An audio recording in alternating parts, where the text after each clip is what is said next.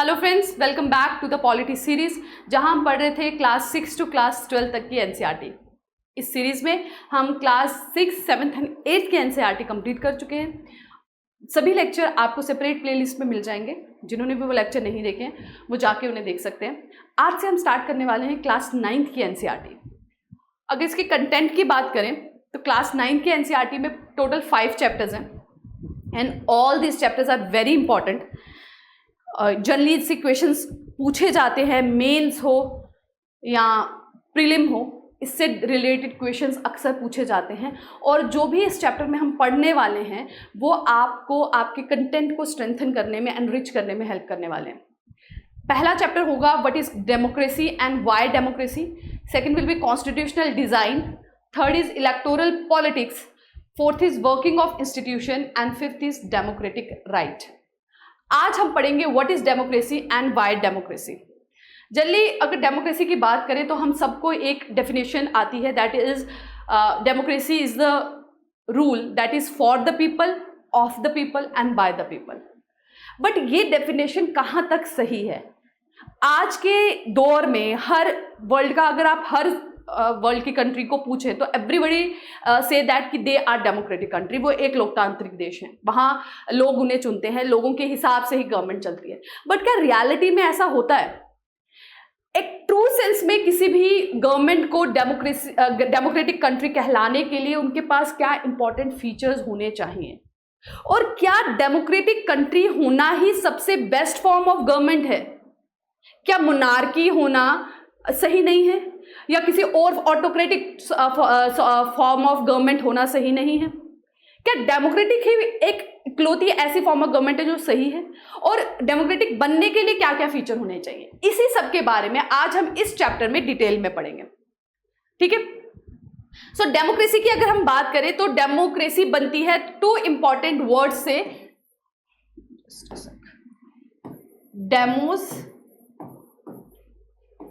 Democracy, अगर हम इसे तोड़ें, इन वर्ड को, अगर हम इन दोनों वर्ड्स को तोड़ते हैं democracy, so it consist of two words that is demos and क्रेटिया।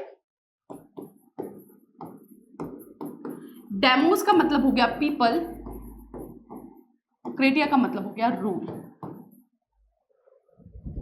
ठीक है। So it is a Greek word, democracy is a Greek word, और ये दो वर्ड से मिलकर बना है, दैट इज डेमोस एंड क्रेटिया। तो डेमोस मतलब पीपल और क्रेटिया मतलब रूल, मतलब लोगों द्वारा शासन, दैट इज डेमोक्रेसी।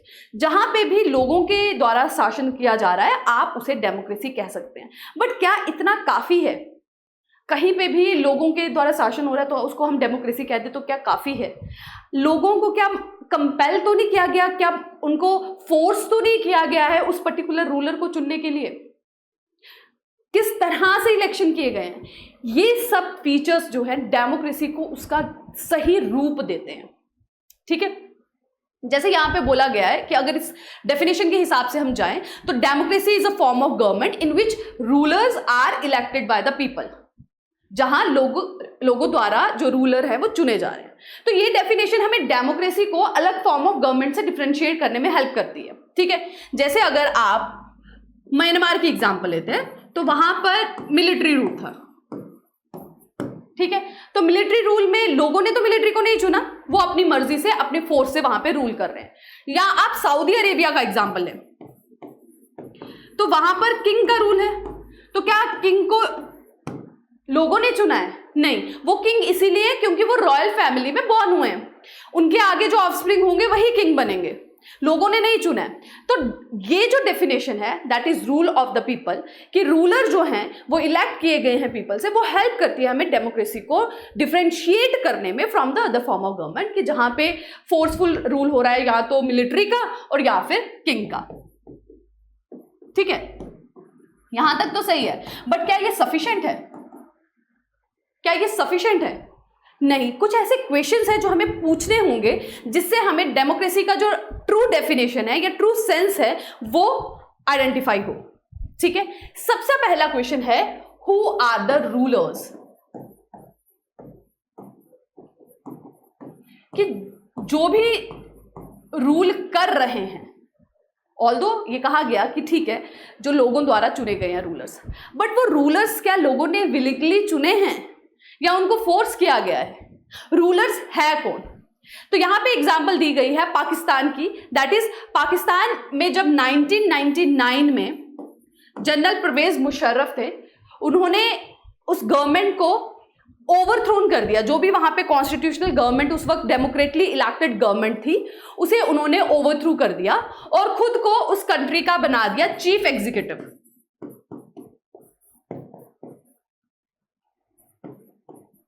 ठीक है, खुद को उन्होंने कह दिया कि अब इस कंट्री का जो चीफ एग्जीक्यूटिव हूं वो मैं हूं, और जो भी कंट्री चुनी गई थी, जो भी गवर्नमेंट, उसे उन्होंने हटा दिया। ठीक है, लेटर ऑन उन्होंने इस डेजिग्नेशन को चेंज करके 2002 में खुद को वहां का प्रेसिडेंट घोषित कर दिया। अब आप देखिए इसमें क्या कहीं लोगों का अप्रूवल हो रहा है, लोगों से पूछा जा रहा है? नहीं, वो खुद अपनी पावर का मिस यूज करके ये कर रहे हैं। पहले क्योंकि मिलिट्री में थे, जनरल थे, उन्होंने मिलिट्री यूज करके वहां की गवर्नमेंट, जो डेमोक्रेटिक गवर्नमेंट थी, उसको ओवरथ्रो कर दिया, उसे हटा दिया। खुद वो आप कहे पोस्ट पे आ गए, खुद को उन्होंने चीफ एग्जीक्यूटिव डिक्लेयर कर दिया। लेटर ऑन 2002 में उन्होंने अपने आप को प्रेसिडेंट डिक्लेयर कर दिया। ठीक है, फिर उन्होंने फिर रेफरेंडम भी लाया। रेफरेंडम क्या होता है कि जहां पे ना लोगों द्वारा वोटिंग कराई जाती है कि ये भी जो भी रूल्स बनाए जा रहे हैं, ये जो भी डिसीजन लिया जा रहा है, उसमें आपका क्या राय है। ठीक है, वोटिंग कराई जाती है सभी लोगों से। रेफरेंडम लोग जो फेवर में देते हैं तो फिर उस चीज को माना जाता है। बट वहां के मीडिया ने और वहां के जो भी लीडर्स थे, उनका कहना ये था कि ये रेफरेंडम भी क्लियर नहीं था, ये रेफरेंडम भी फोर्सफुल रेफरेंडम था। लोगों को फोर्स किया गया था, डराया गया था, और उन्होंने मजबूरी में इस रेफरेंडम में परवेज मुशर्रफ के फेवर में वोट किया था। ठीक है, उनके जो है उनकी आप कहें एक तरह से उनकी सपोर्ट में वोट किया था। ठीक है, लेटर ऑन उन्होंने कॉन्स्टिट्यूशन में अमेंडमेंट लाया और प्रेसिडेंट की पावर को बहुत ज्यादा बढ़ा दिया कि वो बहुत सारी चीजें खुद कर सकते हैं। ठीक है, ठीक है, सो उन्होंने एक 2002 में ही कॉन्स्टिट्यूशन में अमेंडमेंट करके प्रेसिडेंट के लिए ये ऑर्डर लाया कि वो प्रोविंशियल और नेशनल असेंबलीज को president can dismiss provincial and legislative assemblies and national assemblies. ठीक है, आप एक तरह से प्रोविंशियल असेंबली समझ लीजिए, जैसे हमारी स्टेट की असेंबलीज होती है ना, वैसे प्रोविंशियल असेंबली और नेशनल असेंबली समझ लीजिए हमारी लोकसभा राज्यसभा। तो मतलब उन्होंने अमेंडमेंट किया कॉन्स्टिट्यूशन में और ये सारी पावर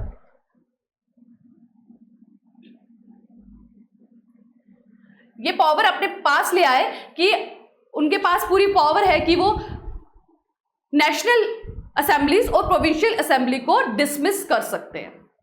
ठीक है, the work of the civilian cabinet is supervised by national security council which is dominated by military office after passing this laws. तो इस लॉ के पास होने के बाद जो भी मेजर पोर्टफोलियो था, जो भी मेजर मिनिस्ट्री थी, उसका रूल किसके हाथ में दे दिया? मिलिट्री ऑफिसर्स के हाथ में दे दिया गया। ठीक है, सो उसके बाद इलेक्शंस हुए, पाकिस्तान में इलेक्शन हुए, लेकिन वो इलेक्शन बहुत ही आप एक तरह से कहें बायस्ड इलेक्शन थे। वो पूरे मैनिपुलेटेड इलेक्शंस थे, क्योंकि हर जगह अपनी पावर का मिसयूज करके लोगों को फोर्स किया जा रहा था सिर्फ और सिर्फ मिलिट्री के फेवर में देने का। अगर वो किसी और को भी चुनते तो उसे डिसमिस कर सकते थे प्रेसिडेंट। तो आप क्या कहेंगे कि ये एक डेमोक्रेटिक कंट्री की निशानी है? कहने को तो पाकिस्तान भी डेमोक्रेटिक कंट्री है, बट यहाँ पे रूलर्स देखो अपनी पावर का मिसयूज कर रहे हैं। ठीक है, लोगों द्वारा चुने जा रहे हैं, ठीक है, इलेक्शंस हो रही है, लोगों द्वारा चुने जा रहे हैं, बट वो उनके ट्रू आप चॉइस बोले तो ट्रू चॉइस नहीं है, और ना ही उनके पास किसी तरह की पावर है। अगर कोई भी वो ऐसा डिसीजन लेते हैं जो प्रेसिडेंट को पसंद नहीं आता, तो प्रेसिडेंट उनको डिसमिस कर सकता है। ठीक है, सो सबसे पहला क्वेश्चन जो हमारा था, that is who are the rulers. ये डिसाइड करने के लिए कि पर्टिकुलर डेमोक्रेसी क्या ट्रू डेमोक्रेसी है, we need to answer this question कि रूलर्स कौन है। ठीक है, दूसरा क्वेश्चन आता है टाइप ऑफ इलेक्शंस, कि जो इलेक्शंस हो रही हैं वो कैसी हो रही हैं। ठीक है, इलेक्शंस जो कंडक्ट कराई जा रही हैं, डेमोक्रेसी का जो आप एक तरह से कहें जो पिलर है या उसका जो सपोर्ट है, उसकी जो स्ट्रेंथ है, दैट इज इलेक्शन। इलेक्शन कितनी फ्री एंड फेयर होती हैं, that decide the strength of democracy. अगर इलेक्शन में पावर का मिसयूज हो रहा है, वहां पे पैसे का मिसयूज होकर मैनिपुलेट किया जा रहा है, तो वो इलेक्शन बेशक वहां हो रही है, बट डेमोक्रेसी ट्रू नहीं होगी। ठीक है, so free and fair election is the second important category और criteria for a democratic country. ठीक है, यहां पे एग्जांपल दी गई है चाइना की। चाइना में रेगुलर बेसिस पे इलेक्शंस कराए जाते हैं, ठीक है, बट वहां पे जो मेन आप कहे पार्टी है, that is national people's congress. ठीक है, उसके अराउंड 3000 मेंबर्स हैं जो पूरे चाइना से चुने जाते हैं। ठीक है, कुछ मेंबर्स आर्मी के द्वारा भी इलेक्ट किए जाते हैं। लेकिन अगर किसी भी पर्सन को इलेक्शन लड़नी है ना, कोई भी चाहता है एमपी बनना, उसको कंटेक्स्ट करना है इलेक्शन के लिए, तो उसे पहले चाइना की कम्युनिस्ट पार्टी से अप्रूवल लेना होगा। ठीक है, अगर छोटी पार्टीज हैं कोई भी, तो भी आपको पहले कम्युनिस्ट पार्टी से जो है अप्रूवल लेना होगा। सो अक्सर जो भी गवर्नमेंट चाइना में बनती है, that is from the communist party. तो आप देखिए, चॉइस ही नहीं है लोगों के पास। इलेक्शन हो रही है, लेकिन क्या है, कोई भी कैंडिडेट को खड़े होना है तो उसे कम्युनिस्ट पार्टी से अप्रूवल लेना है। मैक्सिमम मेंबर कहां से आ रहे हैं? नेशनल पीपल कांग्रेस से आ रहे हैं, कुछ मेंबर मिलिट्री से चुने जा रहे हैं। तो जब आपके पास चॉइस ही नहीं है, आपको चुनने के लिए ऑप्शन ही एक ही दिया जा रहा है, तो वो फ्री एंड फेयर इलेक्शन कैसे हो गया? रूलर एक ही पार्टी से आ रहा है, एक ही माइंडसेट है, तो अगर आप आप कहें उनके डिसीजन से आप एग्री नहीं करते, तो आपके पास कोई और ऑप्शन ही नहीं है। आप कैसे उसको चेंज करेंगे? सो इलेक्शन कितनी फ्री है, क्या वोटर्स को पूरा आप कहे चांस मिल रहा है रूलिंग गवर्नमेंट को हटाने का, उनकी जगह दूसरी गवर्नमेंट को लाने का? क्या उनके पास पूरे ऑप्शंस भी मिल रहे हैं उनको? So free and fair election is also very important for a democratic country, for any country to be called as a democratic country. ठीक है, सेकेंड यहां पे एग्जांपल दी गई है ऑफ अ कंट्री मैक्सिको। ठीक है, मैक्सिको में 1930 से, जब से मैक्सिको आजाद हुआ है, तब से रेगुलर बेसिस पे इलेक्शंस कराए जाते हैं। ठीक है, लेकिन 2000 तक जो हर एक इलेक्शन थी मैक्सिको में अप टू टिल 2000 जो भी इलेक्शंस हो रही थी, वो पीआरआई एक पार्टी है, that is institutional revolutionary party, उसी के द्वारा जीती जा रही थी। ओपोजिशन पार्टी कंटेस्ट जरूर करती थी, पर वो कभी भी जीत नहीं पाती थी। ठीक है, रेगुलर बेसिस पे 6 साल के बाद इलेक्शन हो रहे हैं, पर हमेशा एक ही पार्टी जीत रही है। ठीक है, institutional revolutionary party, opposition party contest कर रही है, बट वो जीत नहीं पा रही। क्यों? क्योंकि ये जो रूलिंग पार्टी है, ये अपनी पावर का यूज करके, पैसों का यूज करके ओपोजिशन पार्टी को जीतने ही नहीं दे रही। हमेशा मीडिया को भी खरीद लिया जाता है, मीडिया में भी ऐसे कैंपेन चलाए जाते हैं कि ओपोजिशन पार्टी को नीचा दिखाया जाए, रूलिंग पार्टी को ग्लोरीफाई करके दिखाया जाए। ठीक है, मीडिया को चुना जा रहा है। ठीक है, पावर्स आपकी यूज की जा रही हैं, पुलिस को यूज किया जा रहा है। लास्ट मोमेंट में ऐसा कर दिया जाता था कि पोलिंग बूथ जो हैं, जहां पे वोट किए जाते हैं, उनको लास्ट जगह से शिफ्ट कर दिया जाता था, तो बड़े लोग वोट ही नहीं दे पाते थे कि आज सुबह वोटिंग होनी है, तो रात को पोलिंग बूथ ही शिफ्ट कर दिए, तो लोग कैसे पहुंचेंगे वहां वोट देने? तो इस तरह से बहुत मैनिपुलेशन करके ये पार्टी अक्सर जीतती रही। तो आप देखिए, लोगों के पास चॉइस है ही नहीं उनके अलावा किसी और को चुनने की। पावर यूज कर रहे हैं, पैसा यूज कर रहे हैं, उस वजह से दूसरा उनके पास ऑप्शन ही नहीं हो रहा है। ठीक है, तो चाइना और मैक्सिको की एग्जांपल से ये क्लियर होता है कि डेमोक्रेटिक कंट्री का मतलब सिर्फ इलेक्शन नहीं है, उसका मतलब है free and fair election. Election कितनी सफाई से, जस्टिस के साथ हेल्ड हो रही है, वोटर्स को ऑल्टरनेटिव्स की चॉइस है, रूलिंग पार्टी को अगर कुछ काम गलत कर रही है तो उनके अगेंस्ट बोलने का हक है, मीडिया उनके अगेंस्ट बोल रही है, पूरा आप कहें क्लियर पिक्चर वोटर्स के सामने लाई गई है। ठीक है, so first is who are the rulers, कि रूलर हैं कौन, क्या वो हेरिडिटरी हैं, क्या वो फोर्सफुली चुने जा रहे हैं। सेकेंड इज इलेक्शन, ठीक है, कि इलेक्शन फ्री एंड फेयर हैं कि नहीं। So these two are the important feature जो एक कंट्री को ट्रूली डेमोक्रेटिक बनाती है। तीसरा है हु कैन वोट। यस, यहाँ पे हमने किया पहला who are the rulers, second election that is free and fair, third is who are the voters, who can vote और हु आर द वोटर्स। ठीक है, तो देखिए अगर किसी कंट्री को ट्रू डेमोक्रेसी कहलाना है तो वहां पे हर पर्सन को वोट करने का हक होना चाहिए। जैसे हमारे देश में that is universal adult franchise, हर 18 साल से ऊपर का पर्सन, चाहे वो किसी भी धर्म का हो, किसी भी जात से हो, किसी भी कलर सेक्स से हो, ही कैन वोट, ही और शी कैन वोट। ठीक है, लेकिन अगर लिमिटेड क्राइटेरिया रखा जाएगा वोटिंग का तो तब भी आप कहें डेमोक्रेसी ट्रू सेंस में नहीं होगी। साथ ही इंपॉर्टेंट है that is one person one vote and one value, कि हर एक पर्सन जो वोट डाल रहा है उसकी इक्वल वैल्यू होनी चाहिए। कि अगर कोई गर्ल वोट डाल रही है तो उसकी भी उतनी वेटेज है, अगर कोई बॉय डाल रहा है उसकी भी इतनी वेटेज है। ठीक है, अगर कोई किसी रिलीजन का पर्सन डाल रहा है, कोई दूसरे रिलीजन का डाल रहा है, उनकी भी इक्वल वेटेज है। यहाँ पे एग्जाम्पल दी गई है जैसे अप टू सऊदी अरेबिया की टिल 2015 में सऊदी अरेबिया में विमेन्स को वोट करने का हक नहीं था। तो क्या वो ट्रू डेमोक्रेसी है? क्योंकि वोटर ही आप कहें इंक्लूसिविटी नहीं है वोटिंग में, हर एक को हक नहीं है। ठीक है, अगर आप फिजी की बात करें, फिजी, तो फिजी में जो इंडिजिनियस लोग हैं वहां के, उनके वोट की ज्यादा वैल्यू है as compare to Indian Fijian. जो लोग इंडिया से वहां माइग्रेट हुए हैं उनके वोट की लेस वैल्यू है और जो वहां के इंडिजिनियस लोग हैं उनके वोट की ज्यादा वैल्यू है। So that is also not a true democracy. ठीक है, एस्टोनिया की बात करें तो वहां पर citizenship rules are made in a such a way that people belonging to Russian minority find it difficult to get the right to vote. Estonia में जो लोग रशिया से वहां आए हैं उनको राइट टू वोट नहीं है। तो सऊदी अरेबिया में अब तो विमेन्स के पास राइट है, बट 2015 तक विमेन के पास राइट नहीं था, तो इंक्लूसिविटी नहीं है।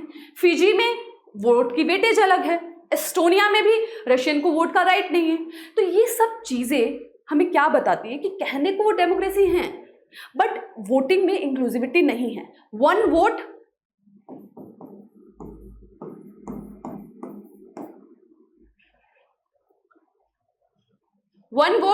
वन पर्सन वन वैल्यू का कंसेप्ट जो है वो नहीं चल रहा।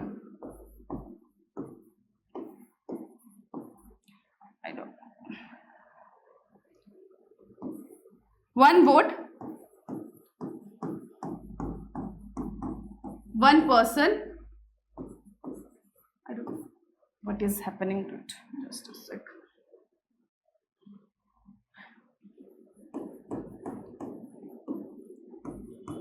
One vote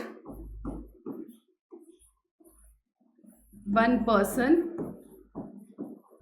and one value. तो ये जो कंसेप्ट है ये भी किसी भी कंट्री को एक ट्रू आप कहे डेमोक्रेसी बनाता है। पहला कि रूलर्स कौन है, दूसरा इलेक्शन कितनी फ्री एंड फेयर है, एंड थर्ड इज कि किनके पास वोट का हक है, who can all elect persons. ठीक है, तो one person one vote one value होना चाहिए। फोर्थ इंपॉर्टेंट चीज आती है it is what form of government it is. ठीक है, yes, so the fourth important point is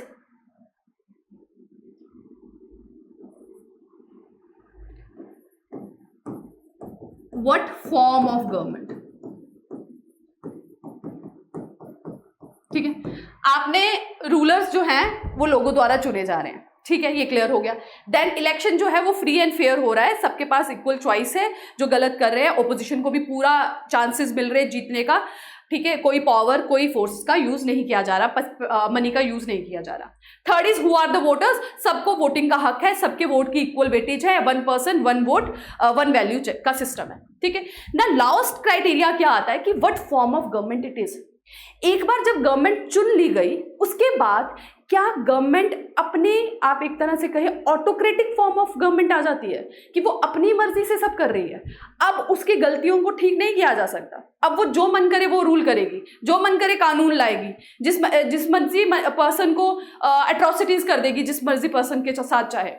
ठीक है, so that is the next point कि even after election there should be a chances कि लोगों को अगर लगे कि जो उन्होंने इलेक्ट किए हैं रिप्रेजेंटेटिव, जो लोग उन्होंने इलेक्ट किए हैं वो गलत काम कर रहे हैं, they are going against their manifesto, जो उन्होंने वादे किए थे वो उनके अगेंस्ट जा रहे हैं, तो लोग उन्हें उनके ऑफिस से हटा सके, उन्हें उनकी पोस्ट से हटाया जा सके, गवर्नमेंट को नीचे लाया जा सके। इसका पूरा राइट भी जो लोगों के पास है वो होना चाहिए।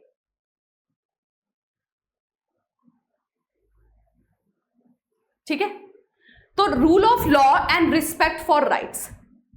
ठीक है, so here is an example of Zimbabwe.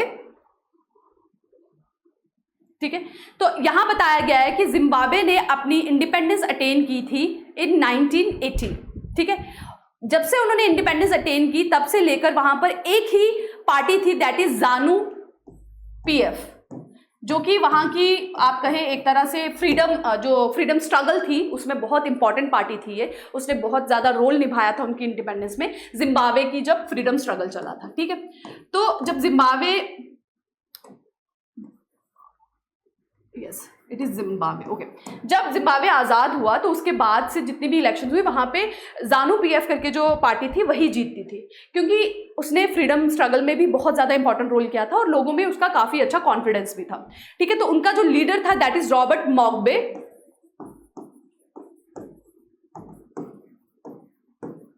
उसने काफ़ी देर तक कंट्री को रूल किया। ठीक है, आफ्टर इंडिपेंडेंस।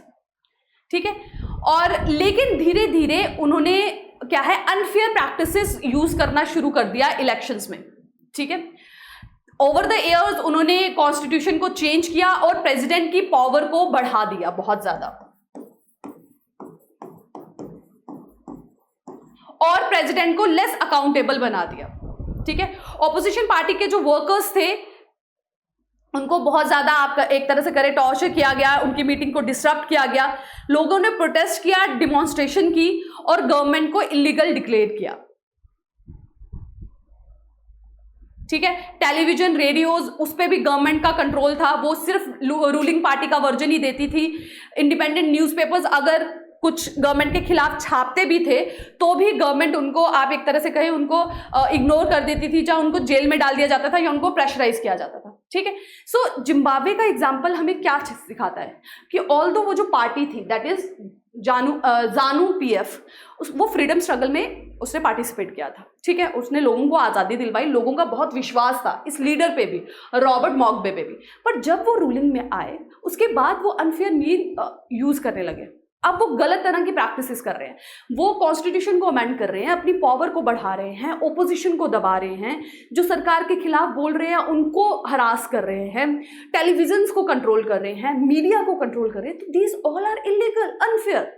ठीक है, तो बहुत बार ऐसा होता है कि लोगों द्वारा चुने गए रूलर्स, हमारे द्वारा चुने गए रिप्रेजेंटेटिव्स भी हमारे अगेंस्ट काम करते हैं। जब वो पावर में आ जाते हैं वो पावर का मिसयूज करते हैं। सो डेमोक्रेसी में इस चीज का भी प्रावधान होना चाहिए, प्रोविजन होना चाहिए कि after election, after elected a government, उसे उसकी जगह से हटाया जा सके अगर वो कॉन्स्टिट्यूशन के खिलाफ काम करे, अगर वो लॉ के खिलाफ काम करे। ठीक है, सो ये जो 4 इंपॉर्टेंट पॉइंट्स हैं ये डिफाइन करते हैं डेमोक्रेसी को। So democracy is just not the form of government जहां पे rulers are elected by the people, but it is a form of government जहां पर the rulers are elected by the government and the election rulers are elected by the people. Election should be fair and free and fair, and everybody has the right to vote. There should be one vote, one person, one value, and the government should work according to the rule of law and the rule of constitution. ठीक है, सो ये important feature है, ये आप अपने mains answer writing में कहीं पे भी आप इसे इनकलकेट कर सकते हैं। ठीक है, क्लियर है? सो हमें अब ये क्लियर हो चुका है कि डेमोक्रेसी क्या है, ठीक है। वहाँ पे सिर्फ लोगों द्वारा चुनना ही इंपॉर्टेंट नहीं है, इलेक्शन का फ्री एंड फेयर होना, वोटिंग का हक होना और इलेक्शन के बाद गवर्नमेंट का काम करना भी इंपॉर्टेंट है। अब जो नेक्स्ट इंपॉर्टेंट पॉइंट इस क्वेश्चन में, इस चैप्टर में हमें पढ़ना है, दैट इज व्हाई डेमोक्रेसी। यहाँ ये सवाल पूछा गया है कि वर्ल्ड में क्या सबसे अच्छी फॉर्म ऑफ गवर्नमेंट जो है वो क्या डेमोक्रेसी ही है? क्या डेमोक्रेसी ही अकेली ऐसी फॉर्म ऑफ गवर्नमेंट है जो बेस्ट फॉर्म ऑफ गवर्नमेंट है? तो इस पे आप बहुत से डिस्कशन कर सकते हैं। आप ये कह सकते हैं कि डेमोक्रेसी, क्योंकि डेमोक्रेसी में बहुत से लोगों द्वारा रिप्रेजेंटेटिव चुने जाते हैं और वो रिप्रेजेंटेटिव आपस में बैठ के कभी भी एक लिमिट टाइम पे, आप एक तरह से कहें एक फिक्स टाइम तक अपना डिसीजन नहीं ले पाते, ज़्यादातर कन्फ्लिक्ट चलते हैं। हम अपने ही देश में दे लें, कभी भी किसी चीज़ के निर्णय पे पहुंचना हो तो बहुत टाइम लग जाता है, क्योंकि ओपोजिशन पार्टी है, रूलिंग पार्टी है, उनके बीच में वाद विवाद चलता रहता है। तो जो फाइनल डिसीजन है उसे लेने में डिले हो जाता है, डेवलपमेंट डिले हो जाती है। तो इस बेस पे ये कहा जा सकता है कि अगर कोई अथॉरिटेरियन रूल हो, कोई एक ही पर्सन हो जिसके पास पूरी अथॉरिटी हो, उसको किसी को कोई क्लैरिफिकेशन नहीं देनी है, तो वो जल्दी डिसीजन ले सकता है और डेवलपमेंट फास्ट हो सकती है। बट इसके कॉन्ट्रेरी आप ये भी सोच सकते हैं कि अथॉरिटेरियन रूल होने पर वो उस अथॉरिटी का मिस यूज भी कर सकते हैं। ऐसा हो सकता है कि अथॉरिटी मिलने के बाद, बहुत बार हिस्ट्री में बहुत से केसेस हैं ऐसे, आप हिटलर का एग्जांपल ले लीजिए, अक्सर उन्होंने अपनी अथॉरिटी का जो है गलत इस्तेमाल किया है, ठीक है। सो डेमोक्रेसी के अगेंस्ट जो आर्गुमेंट्स हैं, देयर आर सम आर्गुमेंट्स जो ये कहती हैं कि democracy is not the best form of government, और कुछ हैं जो कहती हैं कि democracy is, although it is not the best form of the government, but at present it is the most appropriate form of government, ठीक है। सो इसके अगेंस्ट में अगर हम कहें तो सबसे पहले है कि जो लीडर्स हैं वो बदलते रहते हैं, ठीक है। आप देखें डेमोक्रेसी में हर 5 साल बाद हमारे देश में भी इलेक्शंस होती रहती हैं, पार्टीज बदल रही हैं, लीडर्स बदल रहे हैं, जिसकी वजह से एक्सपेंडिचर भी बहुत होता है और डिसीजन में भी डिले होता है, ठीक है। दूसरा अगर आप कहें तो डिले इन डिसीजन मेकिंग, क्योंकि बहुत से मिनिस्टर्स हैं, कन्फ्लिक्ट कंट्रोवर्सी चलती रहती है और डिले जो डिसीजन है वो डिलेड हो जाता है, ठीक है। और दिस इज ऑल्सो कि इलेक्टेड लीडर्स जो हैं वो लोगों का बेस्ट इंटरेस्ट जानते हैं कि नहीं जानते हैं, ये भी हो सकता है। Mostly they can take a bad decision. जो भी लीडर चुने जाते हैं, जैसे हमारे देश में भी बहुत बार ऐसे लीडर्स चुने गए हैं जिनको लॉ की जानकारी नहीं थी और उनके द्वारा बहुत गलत डिसीजन लिए गए हैं, जिन्हें लोगों ने बहुत लंबे समय तक कैरी फॉरवर्ड किया है, ठीक है। और डेमोक्रेसी में यह भी कहा जाता है कि आम जनता नहीं जानती कि क्या उसके लिए बेहतर है क्या नहीं, क्योंकि लेवल ऑफ एजुकेशन सब में सेम नहीं है, सब इक्वली लिटरेट नहीं है, तो हर एक को नहीं पता है कि गवर्नमेंट किस हिसाब से चलेगी और क्या सही है। लोग जनरली अपने पर्सनल, आप एक तरह से कहे, फायदे के लिए वोट दे देते हैं, ठीक है। सो पर्सनल मोटिव के बेस पे वो वोट दे देते हैं, जो कि लार्ज, आप एक तरह से कहें नेशन के लेवल पे, that is not good. So these are the causes जो कहते हैं कि democracy should not be the form of the government, क्योंकि लोग चुन रहे हैं, लोगों का पर्सनल ओपिनियन हो सकता है अपने पर्सनल मोटिव के लिए। जैसे जो जनरली जब वोट जो मैनिफेस्टोस चलाए जाते हैं, गवर्नमेंट कहती है हम आपको फ्री लैपटॉप्स देंगे, फ्री साइकिल्स देंगे, फ्री बिजली देंगे, तो लोग उन्हें वोट कर देते हैं। बट उन्हें ये नहीं पता कि इन सब के लिए जो भी एक्सपेंडिचर आएगा वो कहाँ से आएगा, that is from the income tax itself, है ना। तो इस तरह का जो कैलकुलेटेड डिसीजन है वो लोग नहीं ले सकते, ठीक है। लीडर्स जो हैं वो भी अपने फ़ायदे के लिए डिसीजन लेते हैं, तो उनके द्वारा लिए गए डिसीजन भी लॉन्ग टर्म में गलत हो सकते हैं, ठीक है। फ्री जो सर्विसेज प्रोवाइड की जाती हैं उसका एक्सपेंडिचर का बर्डन बहुत ज़्यादा हो जाता है, तो लॉन्ग टर्म में वो भी तो इफेक्ट कर सकते हैं। तो हो सकता है वो ऐसे डिसीजन ले जो पर्सनल मोटिव के लिए हो, लॉन्ग टर्म में नेशन को इम्पैक्ट करें, ठीक है। डिसीजन डिले हो जाता है और लीडरशिप फ्रिक्वेंटली चेंज होती रहती है। बट अगर इनके फेवर की बात करें तो यहाँ पे एक एग्जाम्पल दिया गया है कि 1958-61 में एक चाइना में फेमाइन आई थी, ठीक है। इंडिया भी उससे इम्पैक्ट हुआ था, बट इंडिया में उतने लोगों की डेथ नहीं हुई थी, उतने लोग इफेक्टेड नहीं हुए थे जितने चाइना में हुए थे। उसका रीज़न ये था कि इंडिया में डेमोक्रेटिक फॉर्म ऑफ गवर्नमेंट थी और चाइना में आप ट्रू डेमोक्रेसी नहीं कह सकते, ठीक है। So this is the condition कि जहाँ पे जो लीडर्स हैं वो आप कहें अकाउंटेबल हैं, वो जवाबदेह हैं, उनको लोगों के हिसाब से काम करना पड़ता है, वरना लोग उन्हें उनकी जगह से हटा देंगे. So that is the reason कि democratic form of government is better. ठीक है, उनको वो लोगों के लिए अकाउंटेबल है, उन्हें अपने हर काम के लिए लोगों को जवाब देना पड़ता है. अगर आज कोई फ्लड आया है, आज कोई अर्थक्वेक होता है या कोई नेचुरल डिजास्टर होता है और लोगों को प्रॉपर मैनेजमेंट नहीं हो पाती, तो वो उस गवर्नमेंट को हटा दिया जाता है. आपने हिस्ट्री में देखा भी है, बहुत सी मेजर स्ट्रॉन्ग पॉलिटिकल पार्टीज थी जिनके बहुत चांसेस थे मेंटेनेंस रखने के गवर्नमेंट के, बट उन्हें हटा दिया गया. वो नेक्स्ट इलेक्शन जीत ही नहीं पाई और हारी तो बहुत बुरी तरीके से हारी. ठीक है, तो that is the power of the people. Final जो अथॉरिटी है वो लोगों के हाथ में है. वो जो रूल कर रहे हैं उनको हटा सकते हैं अगर उन्हें लगे कि वो उनके हिसाब से काम नहीं कर रहे हैं.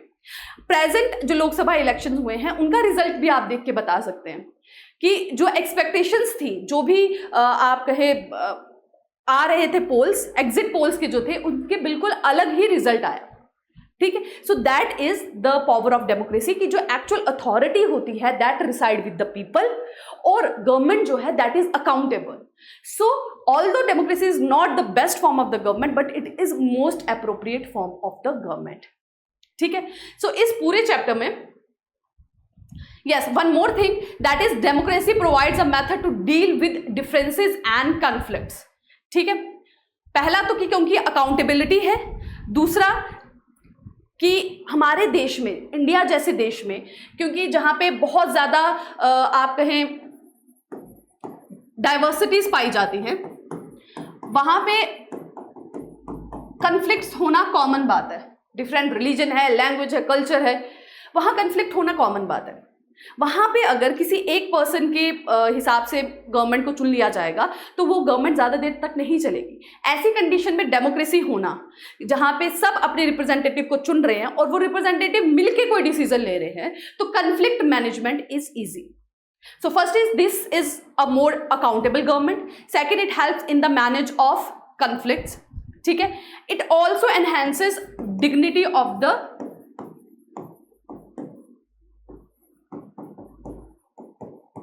Of citizen.